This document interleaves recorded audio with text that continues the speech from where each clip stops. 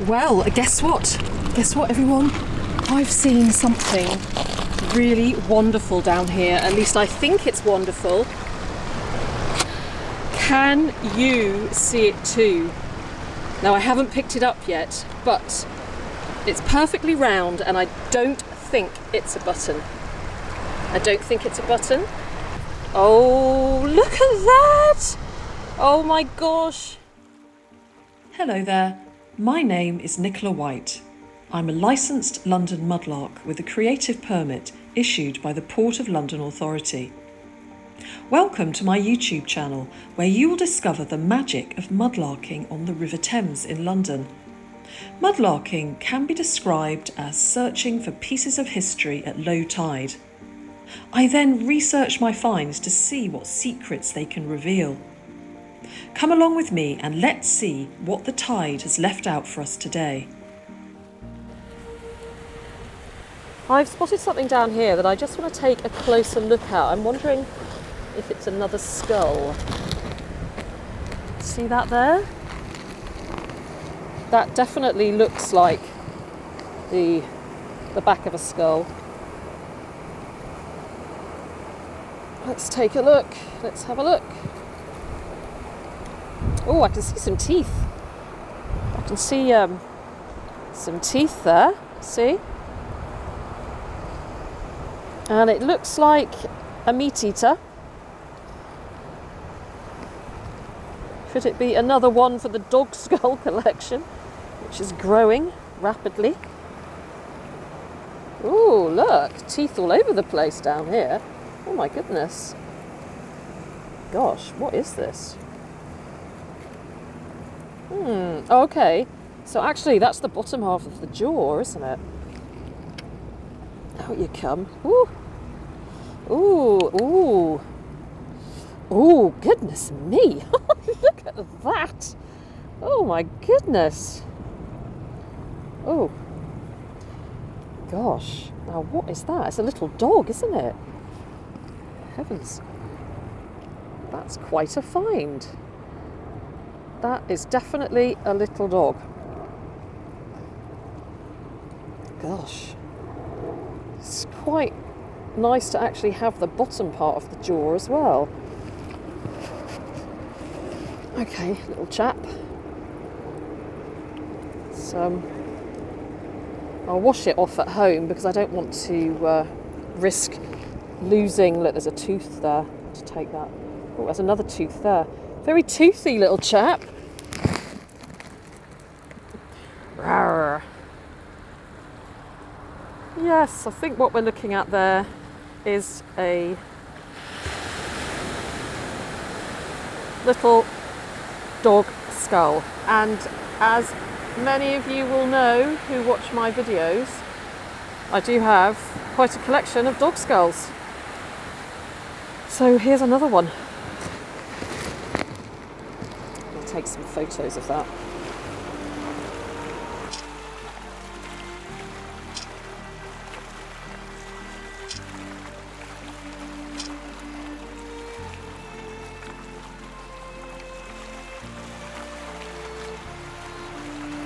I've just seen a coin down here. Now, can you see it? Can you see it? It is just here. So it's probably quite modern, but let's have a look. I think that's George VI. And it's a little farthing with a wren on it.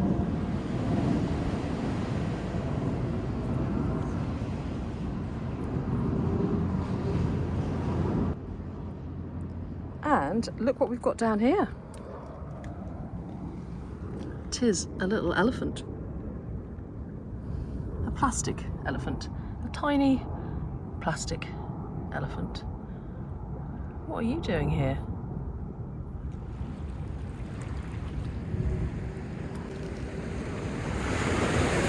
Down here amongst this lot, there's a nice piece of shrapnel. Quite an interesting shape, that one.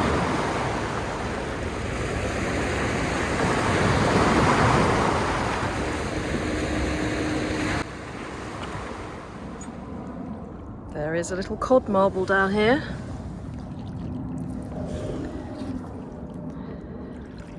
And we do have a bit of sun, so let's do a cod marble in the sun shot.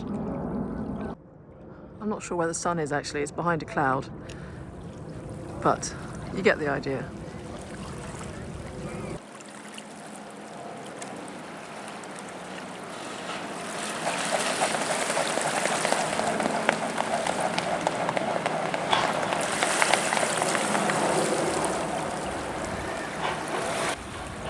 What I've just seen down here is a naval button, and I'm really happy to have seen it. It's just down there, look. Let's get it out and have a look. It looks like quite an old one actually. Well, definitely 19th century anyway. Look at that, got the anchor. And yeah, lovely naval button.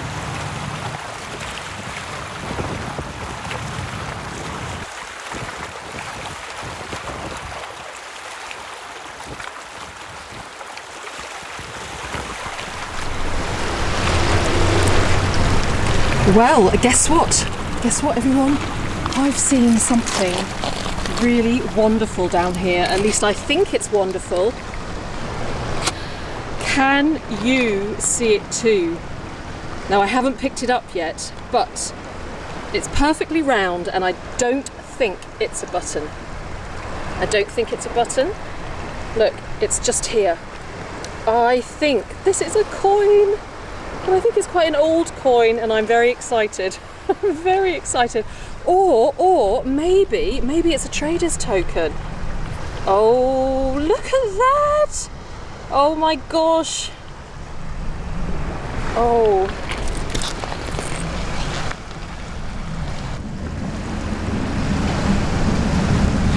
I can't wait to get that home and to investigate further.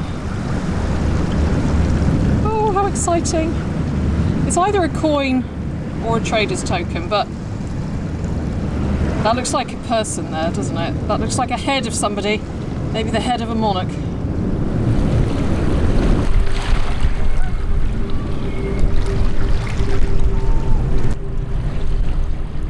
Right, I've put the coin safely in a little bag and then put it into another bag so that I do not lose it.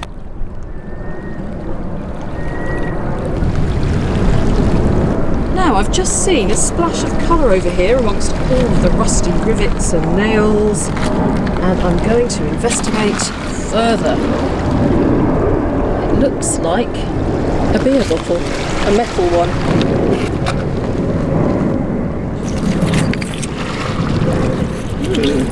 Oh, look at that, it's a bottle opener.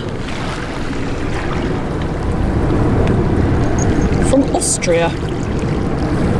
Very nice too. Looks like one that might actually stick to the fridge. I think it's a magnet, isn't it?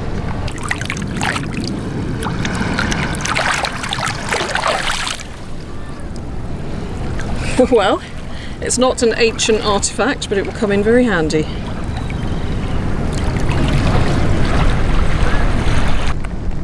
Now, tell me what you can see down here.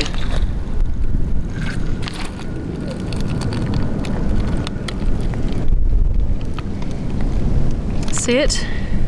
It's a little button.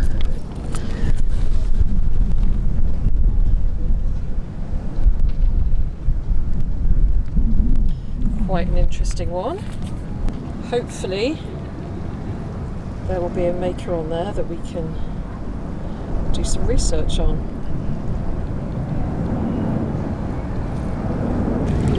Now down here, this looks like a bullet. And it also looks live. It doesn't look like the usual 303. I'm sure that many of you watching will know what it is. But in any case, because it is a live bullet, I'm going to hurl it right into the centre of the river.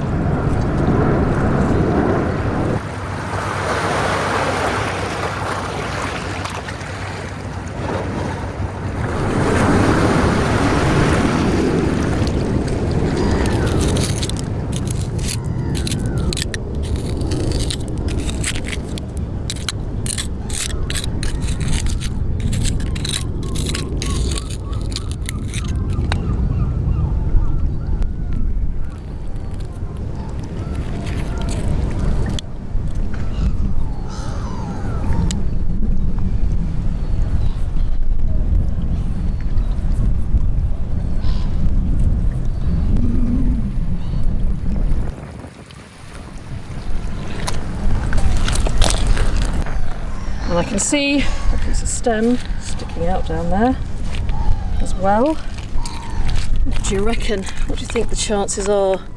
Ooh. Give that a little wiggle.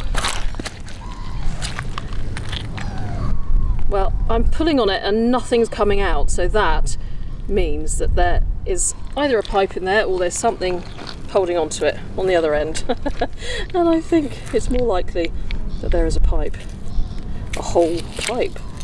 How exciting. Ooh, out you come, little pipe. Now, is the bowl gonna be intact? Oh, it is. Look at that. Now that is a really nice one. That's lovely.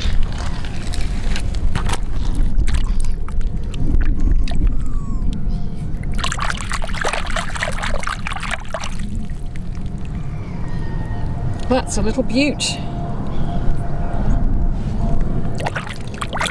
Well, that's early 1700s, I believe, probably around 1720, 1740.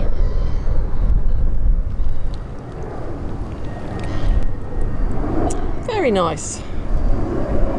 And I shall keep the mud in there just in case we find some tobacco at the bottom. A dottle of tobacco.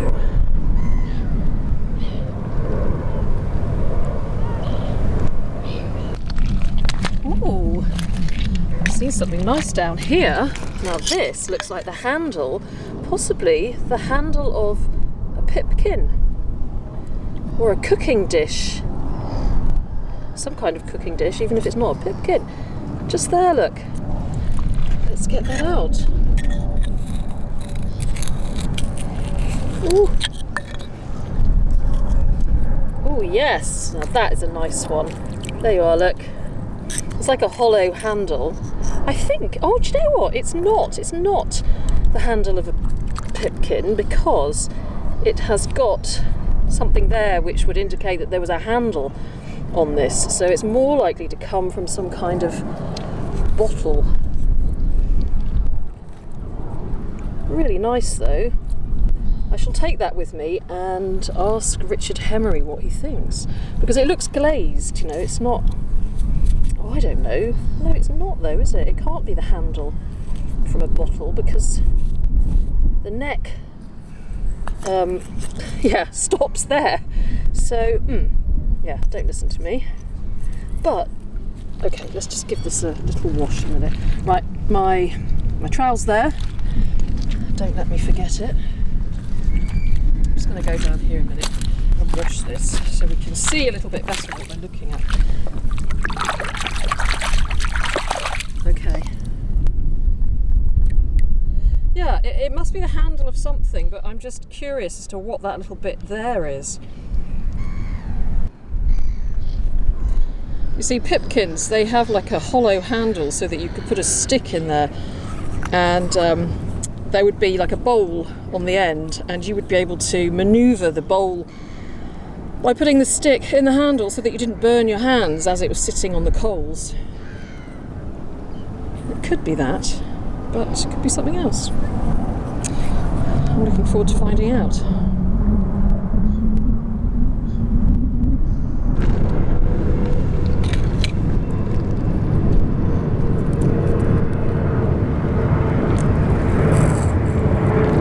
And it's another one! Oh my goodness.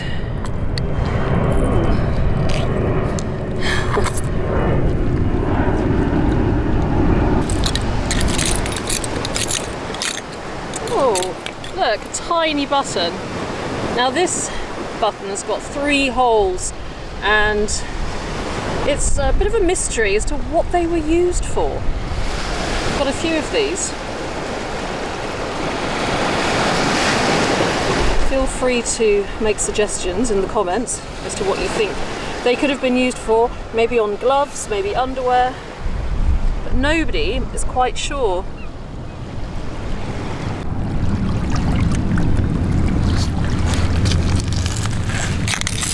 Now, what's this? I thought at first this could be a little plaque or something, but it looks more likely to be a little piece of copper sheathing, I think, used to protect the hulls of ships against barnacles and a whole host of other things. It could be that.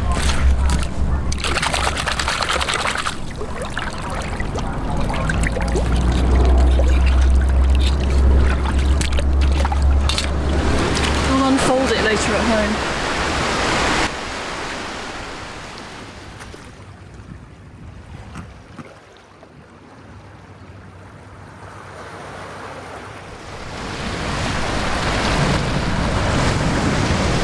I just see something interesting down here. It's just here, it looks quite decorative.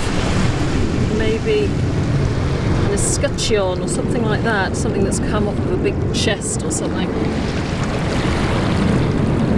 It's quite pretty. I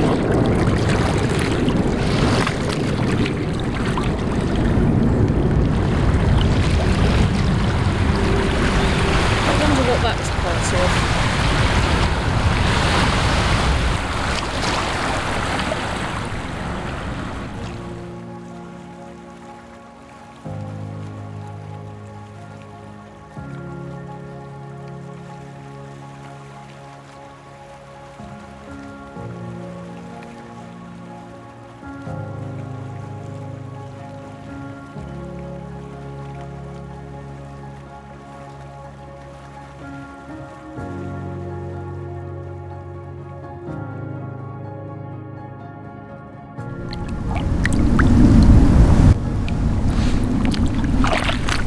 I have just found a beautiful pipe. Look at this one. It looks like an Oddfellows pipe. It's got the heart in the hand there, and just a heart on that side with some foliage. It is really beautiful. What a great find.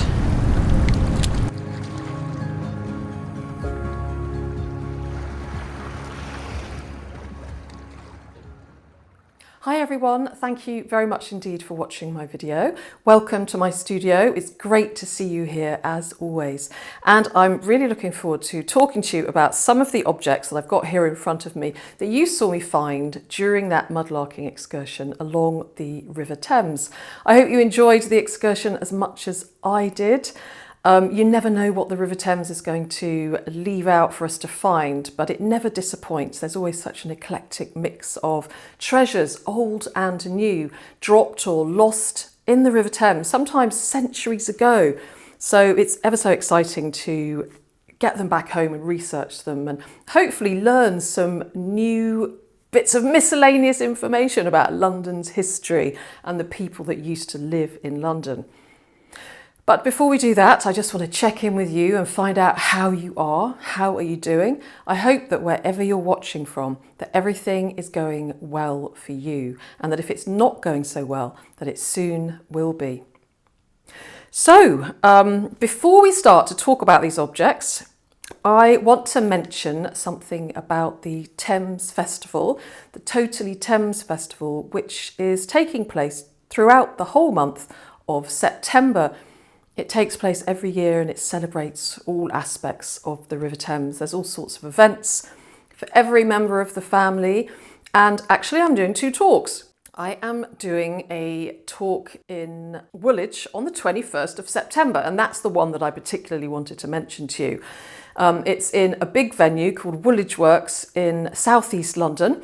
21st of September at 3:15 p.m. and it's completely free.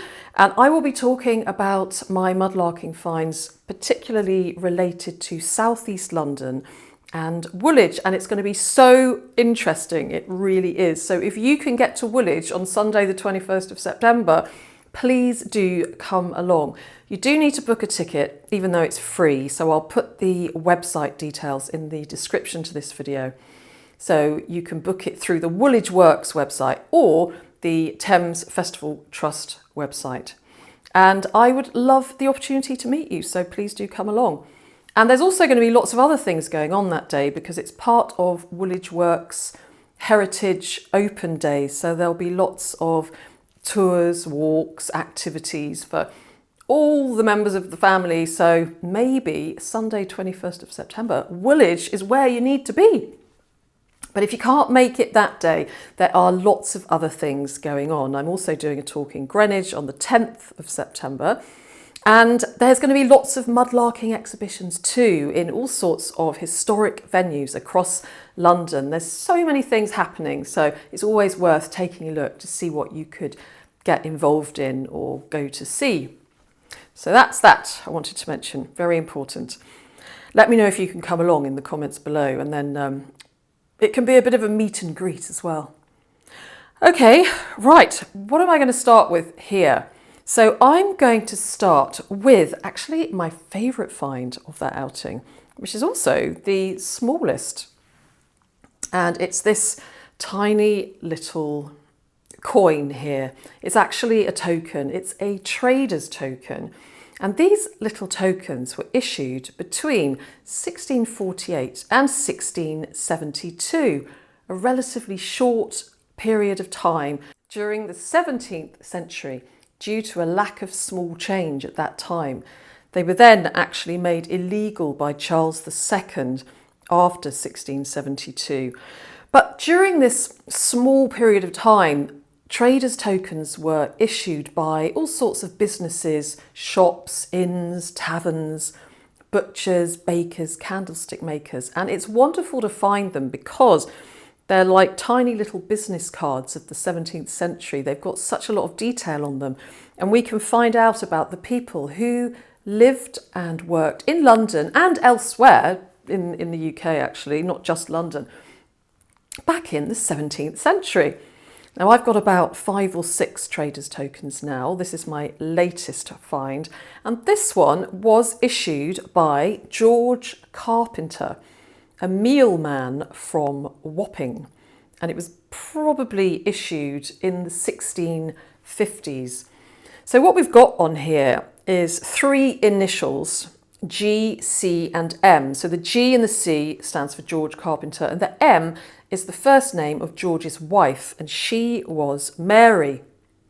And then it also has a wheat sheaf depicted on the trader's token, because being a mealman, he was selling flour, grains, cereals, that kind of thing. And it's also got where his business was based, and that was in Wapping. Now, the really good thing about this particular token is that when I started to look up George Carpenter, mealman from Wapping, lots of information popped up because somebody who has a website, which I'm going to put up here, the details of it, has already done a huge amount of research about George Carpenter. So I didn't actually have to do anything at all. So that was very, very useful. And so obviously I'm going to credit that website for all this information that I'm now telling you. George Carpenter actually lived in Old Gravel Lane in Wapping. And his father, George, was also a mealman as well. So obviously this profession kind of ran in the family. The other interesting thing is my friend Simon, many of you are familiar with Simon, Finds. He actually found a token also issued by George Carpenter, mealman of Wapping, but his is slightly different because he found a token that belonged to the owner of my token's father. So Simon had the George Carpenter Senior and I've got George Carpenter Junior. So there's quite a lot of information on this website if you're interested to go and have a look. I picked out a few little bits which I found interesting, and one of them is quite sad. He also had a son called George who died in 1665, and probably his child died of the plague, which was starting to become very prevalent during that time. So that is George Carpenter, mealman from Wapping. And you know, when I hold something like this, I love to imagine all the people who held it before me back in the 17th century and what they bought with it. I mean, people could use this in George's premises and buy some flour or grains or cereal, but they could also use it in the surrounding businesses. And it's just astounding to think that this tiny token here in my hand, so small, and yet it can give us so much information about London 400 or so, almost 400 years ago. So this is a lovely addition to my Trader's Token collection. And when I next go and see the Finds Liaison Officer at the Museum of London, I shall take this along with me to be registered on the Portable Antiquity Scheme database. So that's my favourite find of the day. So interestingly, I also found an object which George and Mary Carpenter could well have used in their house, in their premises, and that is this. Now, when I found this, I was certain that it was from a pipkin, which is a type of cooking dish used between the 15th and 18th century. And the reason I thought that, I do have quite a few pipkin handles. Here's another one that I've got. You can see it's very similar. I'll put a picture up on the screen of my collection. But they're all very similar. They've got this kind of handle poking out here, which is hollow. And the reason pipkin handles were hollow is that they would sit, there's like a bowl bit here, and they would sit directly on the coals or the fire whilst a nice stew was inside bubbling away. And so that you didn't have to hold it like that and burn your hand, you would be able to put a stick in and sort of push it across the fire. So I've got a few of these, and when I saw this I thought, oh, that's got to be a pipkin handle too. But what was throwing me off, as you saw in the video, was this little bit here which looks as if there would have been some kind of handle. So it did confuse me. And it's not a pipkin handle. And I will tell you what it is in a minute. But first of all, because I was kind of excited that it might be a pipkin handle, I wanted to tell you all about pipkins. And so I'm going to tell you a little bit about the sort of thing that might have been cooked in a pipkin. And whilst I'm doing that, you can see if you can guess yourselves what this was. I can tell you though, it's from the 17th century, and I know that because I sent a little video of it to my go-to expert of all things pottery, things found on the Thames made of pottery, Richard Henry, who wrote the rather marvellous book Sherd, which has got everything in it that you want to know about pottery that you find everywhere, but especially in the Thames. So whilst you're having a think about what this actually is, see if you can guess, put it down in the comments below, and I'll tell you shortly. Let me just tell you about what might have been cooked in a pipkin and what Mary Carpenter, George Carpenter even, maybe he was a dab hand in the kitchen, might have cooked in their pipkin. So there are some very old recipe books, and I have consulted them. A few years ago I did a talk about Thames Mudlarking Finds and associated kind of food and drink. So I was looking up quite a lot about pipkins, and one of the recipe books was written by Robert May, and he wrote The Accomplished Cook. He wrote it in 1660. So definitely, I think Mary Carpenter would have had a copy of that. And he gave several recipes for pipkins, and his book is described as expert and ready ways for the dressing of all sorts of flesh, fowl and fish. And he actually tells you how to cook a heron in your pipkin. But not only that, he tells you how to fatten it up after you've caught it. That was something that kind of jumped out at me. Can you imagine catching and eating a heron now? I don't think that would go down very well with the RSPB. The other book which I consulted was The Good Housewife's Jewel, and this was written by the 16th century author Thomas Dawson. It's interesting that these two books are written by men, maybe the Gordon Ramsays of their day. But anyway, he details a recipe to cook in a pipkin called larks in a pipkin. And so what he says is, take of your mutton broth, the best, put it in a pipkin, put to it a little whole mace, whole pepper, claret wine, marigold leaves, barberries, rose water, marrow, sweet butter, parboil the larks before you put them in, and then boil them in the broth and lay them upon sops. And sops, if you're not familiar with sops, they are pieces of bread soaked in dripping or wine or broth. Now, if I had to choose between cooking heron or lark, I would rather cook none of them, actually. I do love the larks singing up in the sky. But anyway, they used to eat larks back then, a lot more than we eat them now, and obviously herons too. So just a couple of exotic recipes that could well have been cooked in the pipkin that these handles are part of. But anyway, as we know, this is not from a pipkin, despite looking very similar to a pipkin handle. So this, Richard believes, and are you right? Are you right? Richard believes that this comes from a 17th century candlestick, candle holder, which makes perfect sense actually. So that little bit here would be the handle that would come here, and then this would presumably have had a nice round base.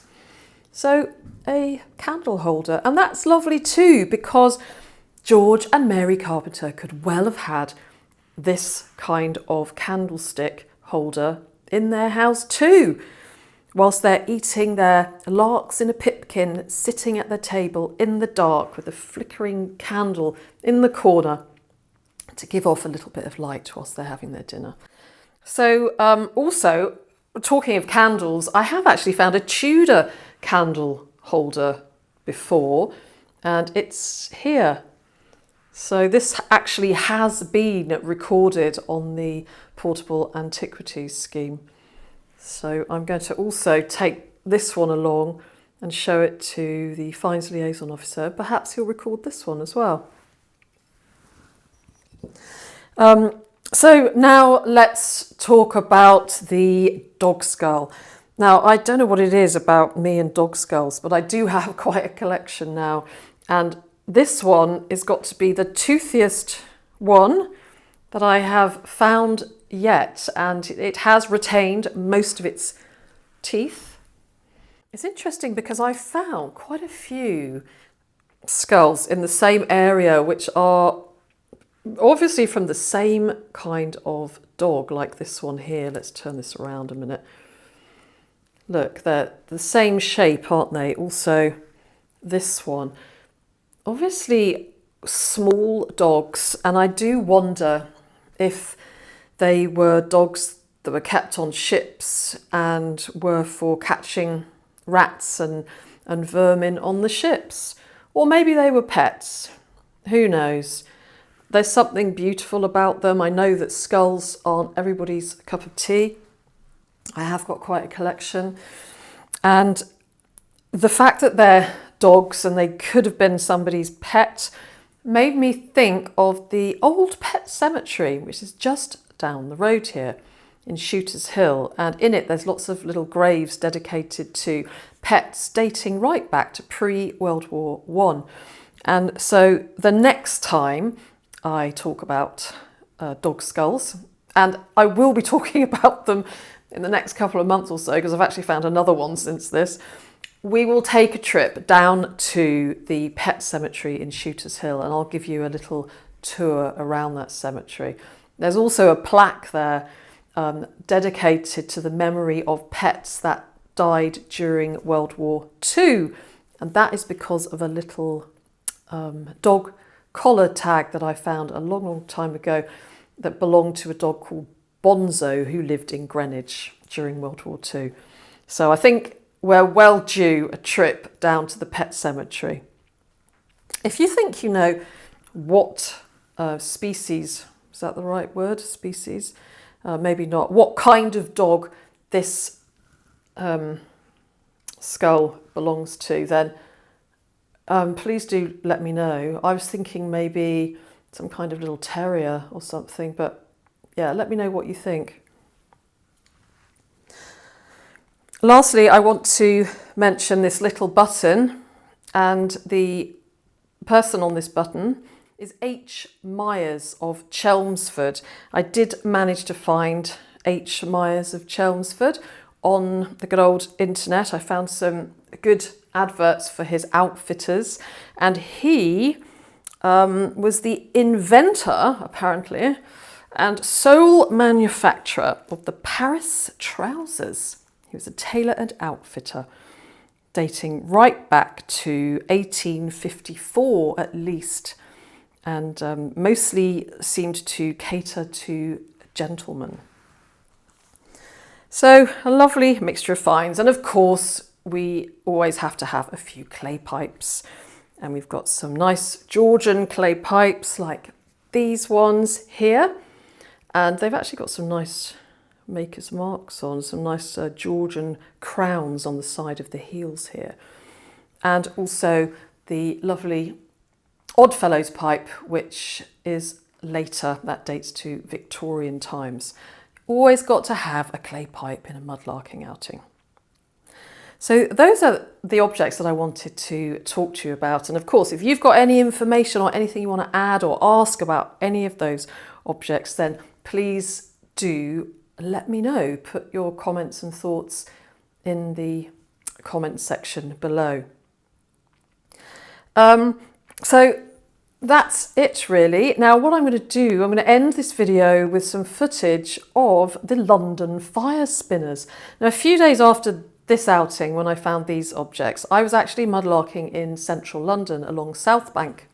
I didn't find a great deal, and as I was walking back up the foreshore to go and get my train home, it was really dark, and I saw in the distance lots of spinning bits of fire, so I went to investigate, and there were lots of people there, like performers, dancers, people dressed in amazing outfits, spinning fire things, eating fire. And so I sort of watched from a little distance, and then they said, oh, do you want to come along and film us? And it was absolutely amazing. So I did that. I went and filmed them. I want to say a special thank you to Alte, Leonardo and Sarah. It's a lovely sight, and I hope that you enjoy watching these people dancing and performing on the Thames foreshore in the dark. I may not have found anything that evening, but I found these wonderful performers, and it was just a lovely, lovely surprise. So I'm going to leave you with that.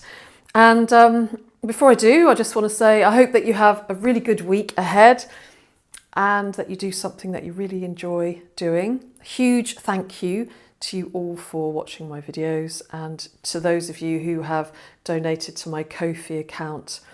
And my super thanks, also massive thank you. I really appreciate you all. So until we meet again, I'm sending you lots of love from here in London. Take care. Bye-bye. A bare-chested man brandishing flames. Hi there. Do you mind me filming you? Not at all. I'm actually here for it. I have a YouTube channel, so I may have to post you on it. Okay.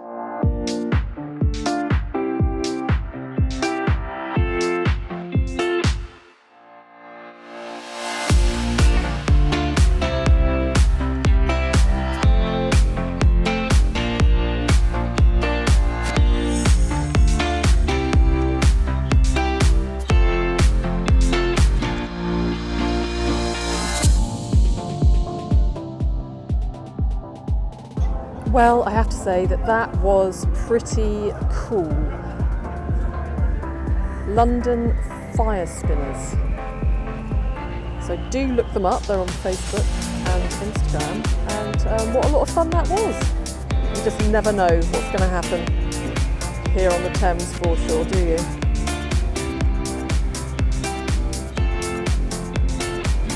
What would the people of old think?